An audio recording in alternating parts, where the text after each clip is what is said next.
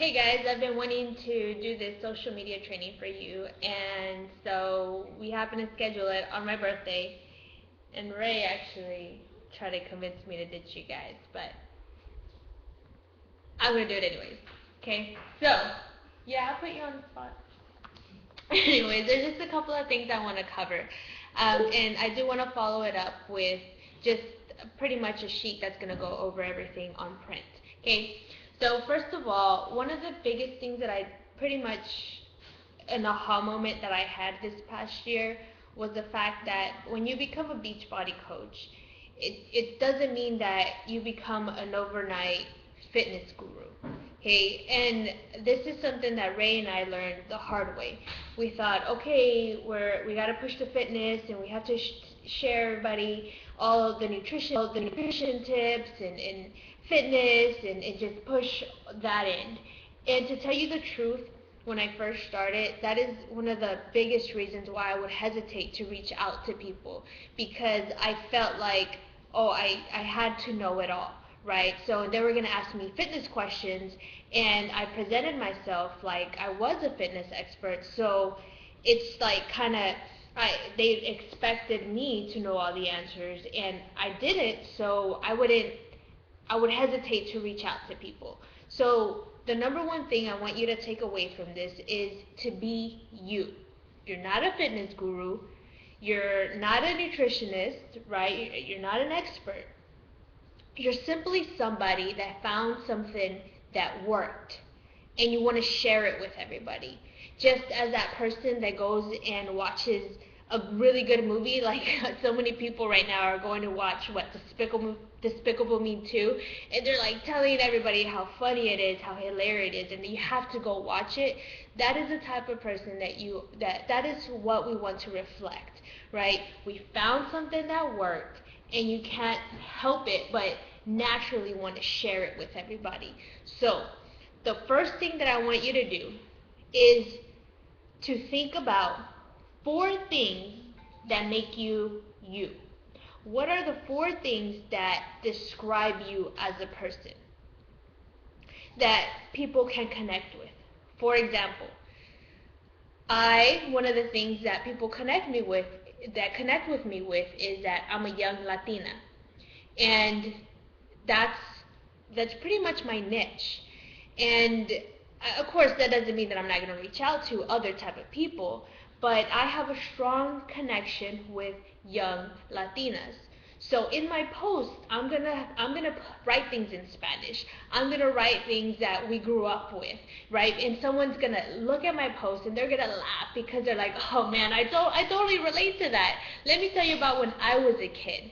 Okay, and so make sure that your posts reflect those aspects that make you you. So what are those 4 things? What are those 4 things that make you you? Are you a teacher? Are you a dog lover? Yeah, Letitia, I'm talking about you. Okay. Are you what can people connect with? For example, I was talking to Ray and Annalise, you're a perfect example of this, you know.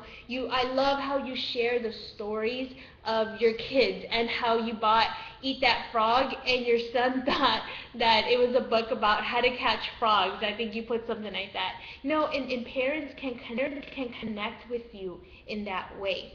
So the number one thing about social media is to be you.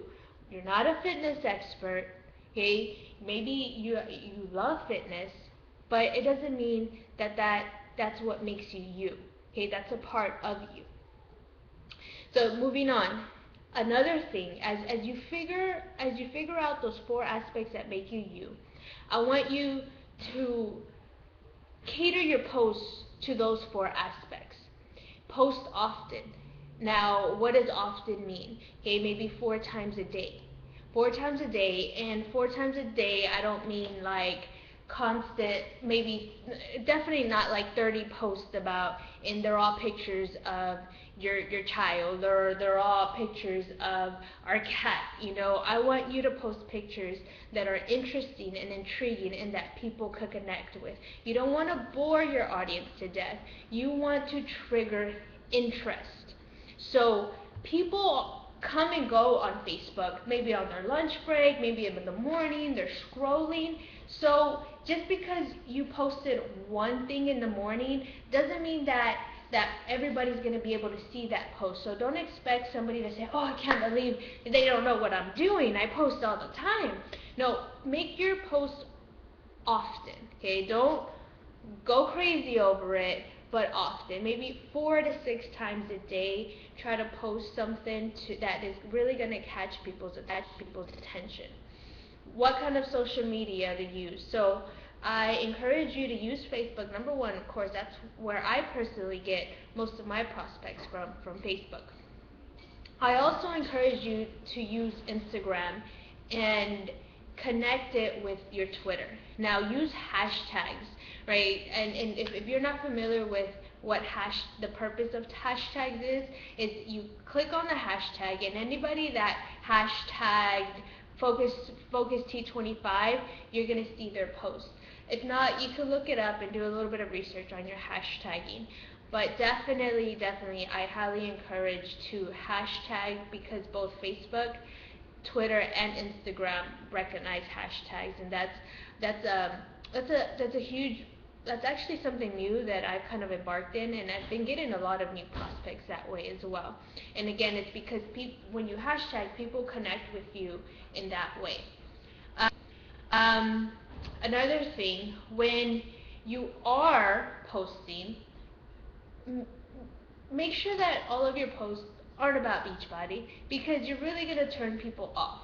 Yeah, we love Beachbody, and I mean, we can't help but want to share it all the time, but people are going to connect with you when you post about you, when they get to know you as a person, and not the fact that you're pushing Beachbody or that's all you talk about, because that's going to be a huge turnoff. When people feel like you're trying to get something out of them, they immediately put a wall up. But our purpose is to make our lifestyle attractive. We want people to say, oh my goodness, they look like they're always smiling, their posts are always positive, they're always doing fun stuff. I want to do stuff like that too. Make your lifestyle attractive, and the majority of your posts should be about the lifestyle you live. Random funny thoughts that you have throughout the day. Make sure that they're positive. Okay, and I want you to look at yourself as constantly being on stage, because somebody's always looking, somebody's always searching, and you want to be the person that they find and they say, wow, I want what they have. I want to feel like they feel.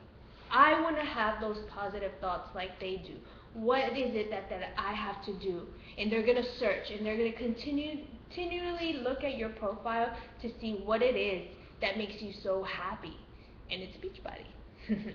So the majority of your posts should be about you. And you do want to of course, we do want to share with them our challenge groups that we have, and you do want to share the fact that you are a Beachbody coach. But remember, facts tell, stories sell. So continue making it like, oh man, I had so much fun, or I'm super excited. I read Letitia's post, which was, I'm super excited because today was day one. One of our new coaches, Norma, she's like, today officially starts the beginning of our T25 challenge group, and I'm so excited. Things like that, right? So I lost my train of thought, but yeah, okay, I got it. To make sure that the majority of your posts are about you, and throw in some Beachbody stuff, but definitely not selling. Like, hurry, buy now, and I'll throw in I'll throw in XYZ as a prize, right? Which is something that Ray and I found ourselves doing in the first couple of years. But hey, trial and error. We made the mistakes, so you won't have to. Okay, so now we're sharing this because we figured out what works and what definitely doesn't. Okay, we've turned people on and we've turned people off, and so we took what we learned and we want to share it with you. Okay, so posts, right? And we also you want to make your posts when people are scrolling. I don't know if you think about. I want you to think about when you're scrolling through your phone or you're scrolling through your news feed. What are the things that really catch your attention? When we think, we don't see paragraphs in our head. Okay? We see images, right? When you think of something that happened in the past or even of a book, you don't think of the actual words that you read, you think of images. That's how we think. That's how our memory works, in images. So, include images in your posts. The more pictures that you post, the more people are going to be, the more attention you're, bleh, the more you're going to capture their attention. Okay, so make sure that your pictures are interesting and they pop. Okay, if you're using a laptop or a desktop, you might want to use Pixlr. Okay, Pixlr is actually one of the things that we use, one of the tools that we use to put words on our pictures, which Ray has been going crazy with right now with all our California pictures, putting words and turning them into memes and stuff. So that's an awesome and very easy tool to use. Again, that's Pixlr. If you're take pictures with your phone, a good phone app that I use is it's called Picla PhotoGrid. PhotoGrid makes different little collages and stuff out of a variety of pictures, and you can use Pixlr on here as well. So those are the two main apps that Ray and I use to make our pictures pop. Okay, the more they pop, the more interesting you make them, the more people are going to read your posts. So they're going to see their picture and like, oh, what is this? And it's going to catch their attention, and then they're going to read whatever awesome information that you want to share with them. Okay, and that's one of the biggest, best ways to create a following, to catch people's attention. Another thing, okay, when you post about our Beachbody challenge groups or anything regarding Beachbody, like Focus T25, and people ask you questions, the best thing to do is to private message them. You want to say a little bit like, if somebody asks, hey, what is Focus 25? And you can share something. For example, it's one of our newest programs, and I just started it, and I am really loving it. I'm going to send you a private message to give you more information. So you say enough to capture other people's attention because they're watching and they're reading. You just say just enough, and then you private message that person. Okay. We definitely want to stay away from posting our link on the comment sections like, yeah, you can go to my site and order right here. Definitely stay away from that in our profiles. You want to private message them and help them. It's not only good practice, but it helps them get that one-on-one from you, and they feel like, oh, they feel special because you took the time to private message them and have that conversation with them. And if you want to take it to even a bigger level, you ask and you speak to them over the phone. Say, hey, I would love to talk to you more about it. Let me have your number and I'll give you a call. But that's a whole different level. But you want to make it as personable and one-on-one as possible. I know that it was hard for me to get on the phone at first, and I would get nervous, so I would typically just stick to private messages on Facebook. But challenge yourself, okay? Make those phone calls to take things to a different level. Another thing, one of the best things that I have been doing so far, and I like to zoom in for this one, but on Facebook, whenever you add a friend or you go onto a friend's profile, why don't you do that right now? go to Facebook, click on any random friend. That's Lucy. Um, just click on any random friend, and you'll see that in their on their what is that called?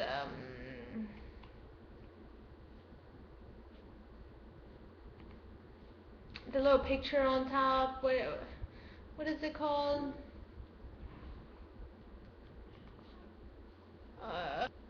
I can't think of the name right now.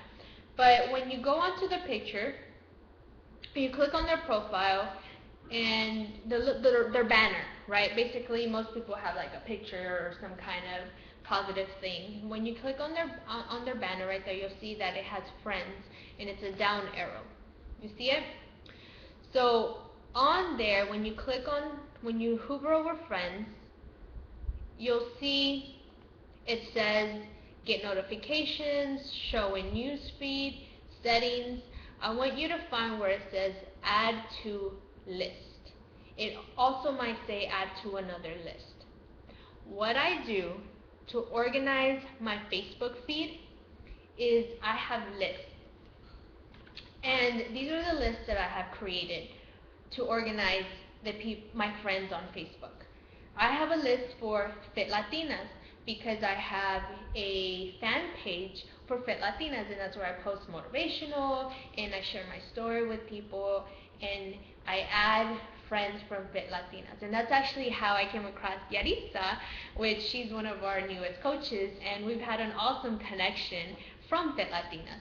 So I have a list for Fit Latinas, I have a list for prospects, and this is anybody that I know from high school. These are new friends, people that I haven't contacted yet, or that I know will eventually become a customer. I put them under the prospect list. I also have a list for challengers. So anybody that has joined our challenge is currently on a challenge, one of our challenge groups, or anybody who some of our coaches have signed on as challengers, I put them under that list. And I also have a list for our Team Cantu coaches. And what this does for me is it helps me be more efficient. So I'm not just randomly scrolling through the news feed. If I give myself 15 minutes to prospect, 15 minutes, so I don't go on and get distracted, because I've done this in the past and I've learned. So I stay as focused as possible. I click on my prospects list, and everybody, all my friends that I have put under that list, I'm liking, I'm commenting for 15 minutes. That's my focus. I set the timer and I go. I say, I like this, I like that, I see a positive post, oh, I love it, or how hilarious is that? And that's how I prospect. Because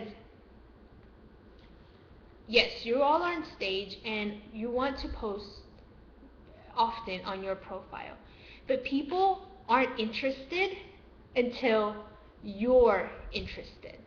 If you really want to make yourself interesting, be interested.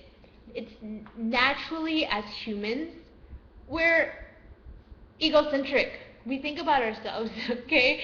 And if people like us, if people are following us, then that just lowers down our walls of connection, and it makes those people just based on human psychology, is they're gonna go onto your profile and they're gonna look for things that they like.